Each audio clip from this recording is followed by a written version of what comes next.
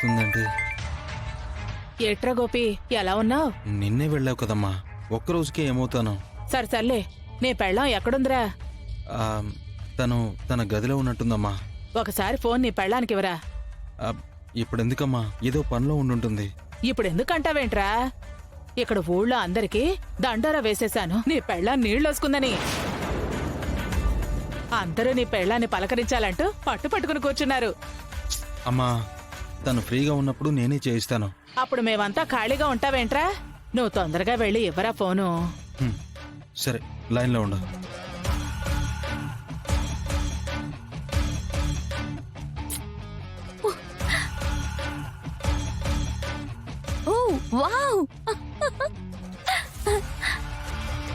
అమ్మ మాట్లాడుతుందంట. ఏంటంట? మాట్లాడండి, బాగోదు.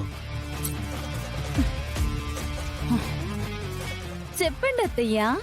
ఏటి కోడలి పిల్ల, మంచిగా తింటున్నావా? తింటున్నానత్తయ్యా. నా మనవడు బాలభీముళ్లాగా పుష్టిగా ఉండాలి. అలా ఉండాలి అంటే ముందు నువ్వు పుష్టిగా తినాలి.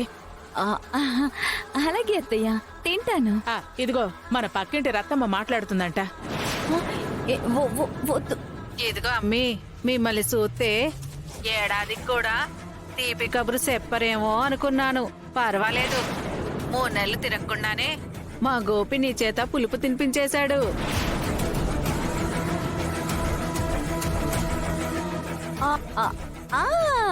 అవునవును, మా అత్తయ్యకి ఒకసారి ఇస్తారా? హలో అత్తయ్య, నాకు వామిటింగ్ వచ్చేలా ఉంది, తర్వాత మాట్లాడతాను. వాంతులు అవుతున్నాయా? నా మనవడిని జాగ్రత్తగా చూసుకో.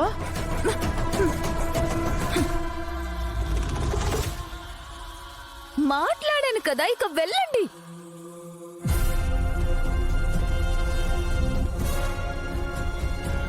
చూసారా, నా కోడలు తల్లి కాబోతుంది అంటే మీరెవ్వరూ నమ్మలేదు. ఎప్పటికైనా నమ్ముతారా? ఏమంటావక్క? నీ కోడలే చెప్పినాక నమ్మకుండా ఎట్టా ఉంటాం సరోజా. లక్ష్మిని చూడ్డమే కాదు, ఈ రోజు నుంచి లక్ష్మిని లవ్ చేస్తాను, పెళ్లి కూడా చేసుకుంటాను. హలో ఎర్రబస్సు, మార్నింగ్ కాలేజీలో జరిగిన గొడవ గురించి ఇంకా ఆలోచిస్తున్నావా? ఆ సీనియర్ ఎందుకు అలా ప్రవర్తిస్తున్నాడో నాకేం అర్థం కావట్లేదు మధుబాబు. మార్నింగ్ చెప్పావు కదా, అతనేదో మిస్అండర్స్టాండ్ చేసుకున్నట్టున్నాడు. నువ్వు లైట్ తీసుకో. ఇలా డల్గా ఉన్నావంటే ఇంట్లో దొరికిపోతాం. మళ్ళీ తాతయ్య లాయర్ లాగా కూపీలాగుతారు. బై మిస్టేక్ విషయం చెప్పావనుకో, వాడికంత చనువిచ్చినందుకు నిన్ను, ఇంత జరుగుతున్నా నువ్వేం చేస్తున్నావురా అని నన్ను ఉతికి ఆరేస్తారు. దానికి తోడు కాలేజ్కొచ్చి మాట్లాడతానంటారు. ఇవన్నీ జరగకూడదంటే నీ మొహంలో ఎప్పట్లాగే స్మైల్ ఉండాలి. సరే మధుబాబు.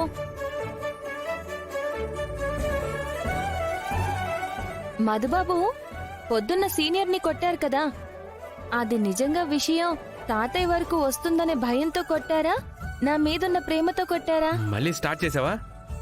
నా మొహంలో స్మైల్ ఉండాలంటే మీరు నాకు నిజం చెప్పాలి మధుబాబు. సరే, నీ ఇష్టం.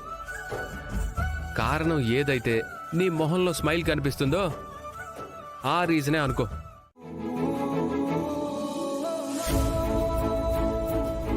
నానా, మేము కాలేజ్కి బయలుదేరుతున్నాం. ఓకే మేడీ. మావయ్య, పెద్దయ్య ఎక్కడా?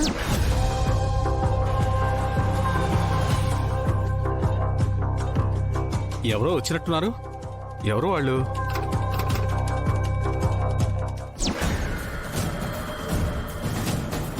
ఇల్లు బ్రహ్మాండంగా ఉంది విక్రమ్. అమ్మాయి ఇంకా బ్రహ్మాండంగా ఉంటుంది నాన్న. మా ఇంటికి సీనియర్ వస్తున్నాడేంటి? నీ సెలక్షన్ గురించి మాకు తెలీదారా? నువ్వు మళ్ళీ ప్రత్యేకంగా చెప్పాలా? పదండి వెళ్దాం. అతను వదిన వాళ్ళ కాలేజ్లో సీనియర్లా ఉన్నాడు.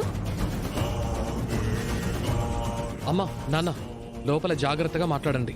ఈ ఇంటి పెద్ద ఆయనకి నచ్చితే చాలు, మా పెళ్లి జరిగిపోయినట్టే. నీ పెళ్లి జరిగిపోయినట్టే అనుకో. వాడేంటి వాళ్ళమ్మ నాన్నని తీసుకొని వస్తున్నాడు? అదే నాకు అర్థం కావట్లేదు మధుబాబు. అవును, కాలేజీలో త్రిషాతో డాన్స్ చేశాడు కదా, తను మన ఇంటికి ఎందుకు వస్తున్నాడు? Hi Maddy. హాయ్ లక్ష్మి గారు. నమస్కారం అండి. నమస్కారం. నమస్కారం. నమస్కారం. అంకుల్, నా పేరు విక్రమ్. మ్యాడీ చదువుతున్న కాలేజీలోనే నేను చదువుతున్నాను. మ్యాడీ వాళ్ళ సీనియర్ను. ఈవిడ మా అమ్మగారు. నమస్కారం అండి. పేరు శ్రీవాణి. నమస్తే అండి. ఈయన మా నాన్నగారు. పేరు నమస్కారం. సుబ్రహ్మణ్యం. నమస్తే. ఏంటి సడన్ గా నన్ను చూసి సర్ప్రైజ్ ఫీల్ అవుతున్నారా? ఏం లేదు, మీ తాతయ్య గారితో మాట్లాడదామని అమ్మ నాన్నల్ని తీసుకొచ్చాను.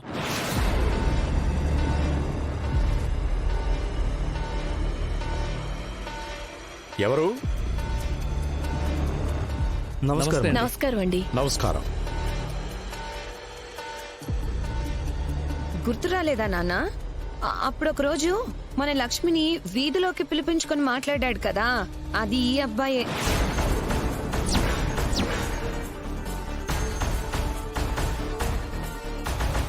ఆ రోజు నేను అలా చేయటంలో నాకు తప్పేం అనిపించలేదు.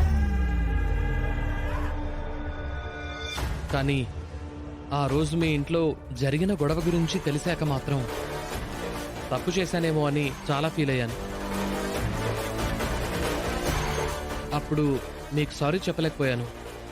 ఇప్పుడు చెప్తున్నాను. I'm really sorry. రండి, కూర్చోండి.